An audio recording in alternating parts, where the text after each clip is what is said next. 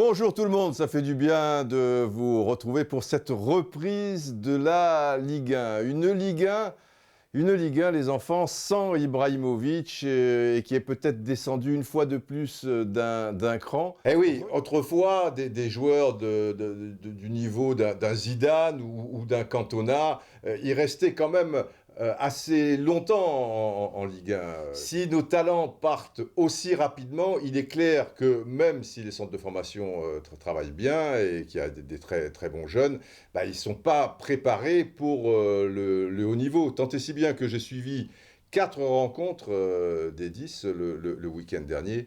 Et au niveau technique, il y a une fébrilité et une faiblesse. Et le spectacle s'en ressent, même s'il y a eu quand même 26 buts, comme on va le constater sur le tableau. On constate qu'il y a 3 victoires à l'extérieur, comme par hasard le PSG et Lyon sont dans le coup.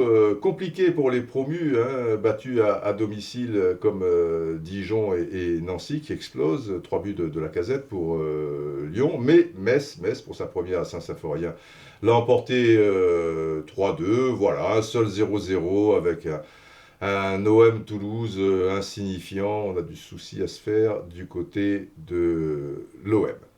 Maintenant, on se retrouve dans la caverne d'Ali Baba. Ici, c'est la maison de Géo trouve tout, parce qu'on va parler chiffres, les enfants, chiffres. Bon, 26 buts, c'est bien gentil, mais ça se passe comment au niveau des stats de ces 26 buts?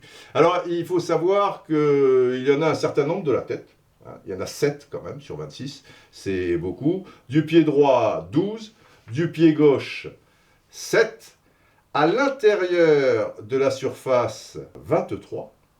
23, c'est pas rien. Hein. Donc ça se joue beaucoup à l'intérieur de la surface. 23 sur 26, ça veut dire qu'il y en a 3 en dehors de la surface, notamment un beau coup franc de Bordeaux, et puis des frappes lointaines. On en verra une d'ailleurs un petit peu plus précisément. Et puis sur des centres, 14. Donc le centre est encore très payant. Hein, 14 sur 26. Voilà. Et puis 9 coups de pied arrêtés, dont 4 pénaltys. Les 4 ont été réussis. Voilà pour ces 26 buts, mais on va en sortir un qui forcément sort un petit peu de l'ordinaire parce qu'il y a une belle touche technique. On va changer de bureau. Alors le but, les enfants. Vous allez voir, c'est très simple. Bon, le but, il est là. On va dire la ligne des 6 mètres. Ici, comme pénalty, arc de cercle. Ok? C'est clair. Ici, vous avez bout de bouse dans la surface de réparation. Et là, beaucoup de joueurs, comme vous pouvez l'imaginer. Ils portent le ballon vers ici. Et il y a Camara qui part dans son dos.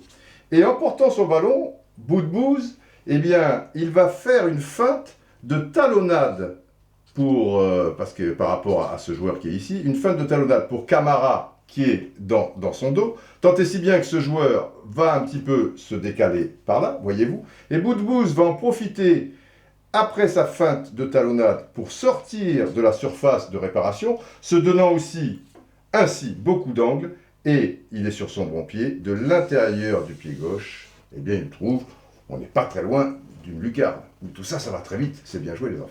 Ah, la feinte de talonnade. Assez rare finalement. Il y avait un Canois dans le temps, dans les années, la fin des années 60, début des années 70, c'est pas hier, hein. Il s'appelait Kaldi, un petit Marocain. C'est une grande spécialité, formidable aux Hespérides, c'était merveilleux, mais je vous parle d'un temps que les moins de 60 ans. Oui, ils peuvent connaître, la preuve, j'ai moins de 60 ans. Bon, vous avez eu le prélude, ok?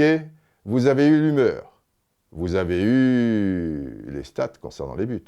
Vous avez eu le but, disséqué, hein, mieux que de la 3D. Alors maintenant, bah, circulez, plus rien à voir. Allez, circulez, allez.